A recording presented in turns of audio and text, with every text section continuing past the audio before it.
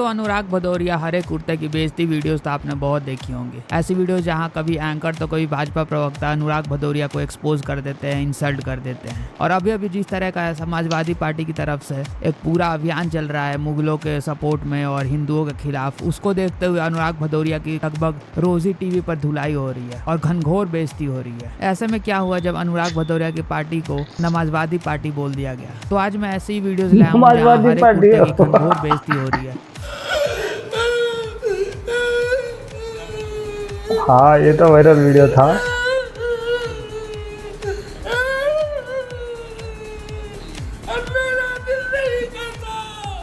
मेरा दिल नहीं करता।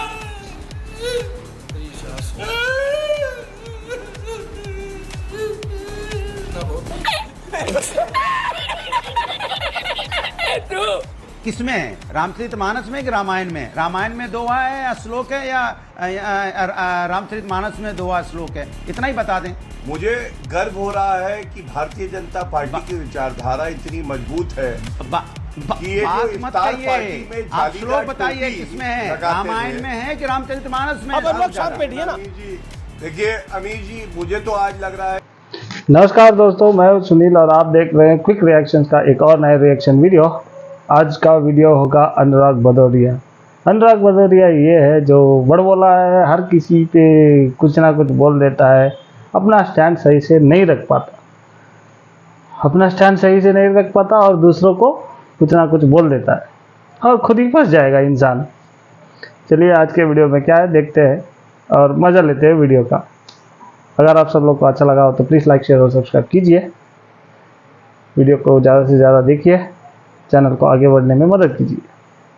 चलिए वीडियो देखते हैं। कि भारतीय जनता पार्टी की जीत हो चुकी है। देखिए जालीदार टोपी पहने मुख्यमंत्री आवास पर जब बबुआ मुख्यमंत्री थे, जो आधे मुख्यमंत्री कहलाते थे, तो ये इफ्तार पार्टी करते थे। 5,000 रुपए की प्लेट होती थी और सरकारी रुपए से ये आती थी। आप क्रोनोलॉजी समझ लीजिए। आज ये पूछ रहे हैं रामचरितमानस में बताओ खंड कितने हैं, ये बताओ दोहे किसमें हैं। ये तो हमारी जीत हो ही गई है ना। अजय राय ये कह रहे थे बड़ों का सम्मान करेंगे। अजय राय ने कहा, मैंने नहीं। उन्होंने कहा जो अपने बाप का नहीं हुआ वो हमारा क्या हुआ? ओके अनुराग तो इतनी अब मैं जवाब दे, देखिए जिस व्यक्ति को अब मैं जवाब दे रहा हूँ, एक बात और, जिस व्यक्ति को रामचरितमानस चुप का रहो, ज्ञान नहीं तुम है, होते कौन जिस है जवाब व्यक्ति देने को वाले? रामायण का ज्ञान नहीं है, महामूर्ख जिस हो व्यक्ति तुम। को दोहे के बारे में नहीं पता है, जिस व्यक्ति को महामूर्ख। के बारे में नहीं पता है। थे, मुझे अच्छे से याद है अनुराग भदौरिया जी, 10 साल हो गए आपके साथ बहस करते हुए। यही कह रहे थे कि बीजेपी वर्सेस जनता है। 30 सेकंड ओवर, 30 सेकंड अब क्या गलत कह रहे नहीं, बिल्कुल गलत नहीं है, लेकिन इस बार नया क्या है? अरे उस वक्त तो चेहरा था ना सर, यही तो मुद्दा चेहरा है। था जिस ना। मुद्दे से भारतीय जनता भाई, पिछली बार तो चेहरा था ना। इस बार चुनाव लड़ेगी भारतीय जनता पार्टी। अरे तो वो तो हर बार लड़ती है ना सर। चेहरा कौन है ये बताइए ना। हमारे यहाँ लोकतंत्र चेहरों की कमी नहीं है। ये कहिए लोकतंत्र नहीं है, कंफ्यूजन है सर।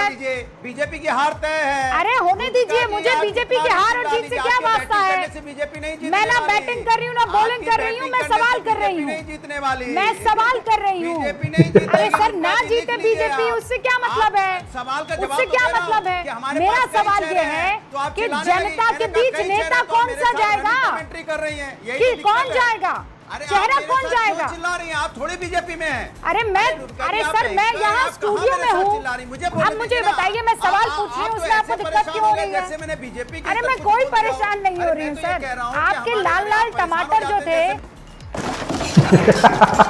टमाटर वो टमाटर का क्या जो दाम है वो लेकर मैं ही गई थी बीजेपी के पास, समझ गया? लोकतंत्र पे विश्वास है, पूरा विश्वास है, इसीलिए तो सवाल पूछ विश्वास रही हूँ है ना। नहीं? ये बताइए। ये वही सोच है जिसमें मुसलमानों को आरक्षण देना, औरंगजेब और बाबर और अब जाकर इन सभी के सभी आक्रांताओं का महिमा मंडन करना है। आपने इतिहास की बात करी, मैं तथ्य कोट करना चाहता हूं।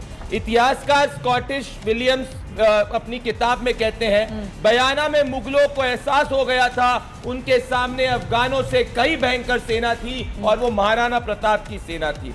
बाबरनामा के अंदर बाबर खुद लिखता है कि काफिरों ने तो भयंकर युद्ध किया कि मुगल सेना का पूरा मनोबल टूट गया। और ये काफिर यहाँ पे बात कर रहे हैं राणा सांगा को। खुद बाबर ये लिखता है कि डेक्कन के अंदर कृष्णदेव राय और हिंद के अंदर राणा सांगा से महान योद्धा कोई और कृष्णदेव राय। नहीं है। मेरे पास में एक और इतिहासकार की किताब है M.I. राजस्वी। इसमें इब्राहिम लोबी की पराजय, जिसको राणा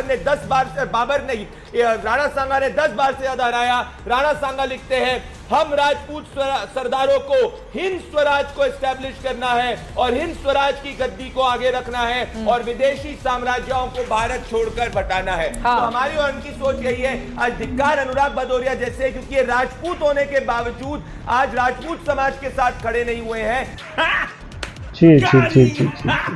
कोई सवाल करने के बजाय जो अनुराग भदौरिया ने सवाल उठाए हैं, पहले उस पर बात कर ले। संगम नहा के आए थे और अच्छी पंक्तियां सुना रहे थे, मुझे लगा शायद कुछ मन परिवर्तन हो गया है, लेकिन भीतर का मैल तुरंत बाहर निकल कर आ गया। सच बात यह है, और मैं धैर्यपूर्वक सुनिएगा, मैंने आपको बहुत धैर्य से सुन रहा हूं। सच बात यह है कि जेपीसी के बारे में कुछ जानते नहीं है, क्योंकि पाठ्यक्रम केवल पीडीए का है। ये जेपीसी तो नए अल्फाबेट आ गए समाजवादी पार्टी के लिए, ये जेपीसी को समझ नहीं पाए।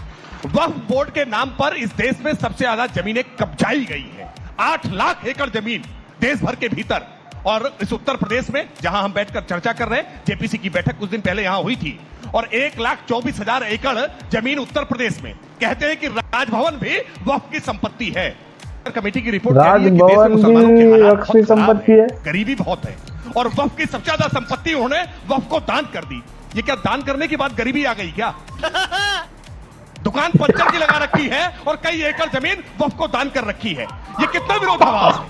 इस विरोधाभास को खत्म करना ही होगा। वक्फ के नाम पर जो दादागिरी चल रही थी, जिस जमीन पर चाहा उंगली रख दी और कह दिया कि ये वक्फ की जमीन हो गई, ये नहीं चलेगा। इस प्रकार के भूमाफिया तंत्र को नहीं चलने दे सकते। और कैसे कैसे प्रावधान अब तक देश में मजहबी तुष्टीकरण की सरकारें लेकर के आई।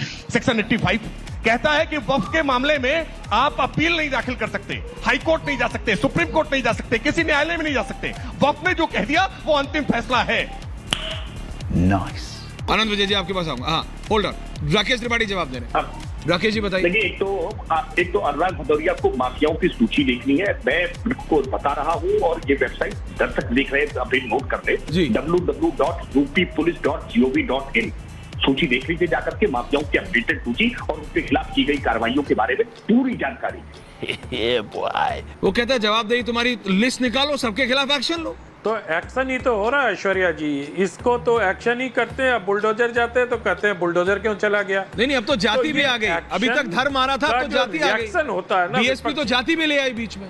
मैं वही कहना चाह रहा था कि बहुजन समाज पार्टी के जो हमारे प्रवक्ता हैं, उन्होंने जैसे आज तय कर लिया है कि जितने भी मुद्दे इस वक्त देश के हैं, सब ऐश्वर्या जी के शो में बोली देना, चाहे वो गोधरा हो, गुजरात हो, बिल्किस बानो हो, देश में मारपीट हो, और अंत में मुख्यमंत्री योगी आदित्यनाथ की जाति हो।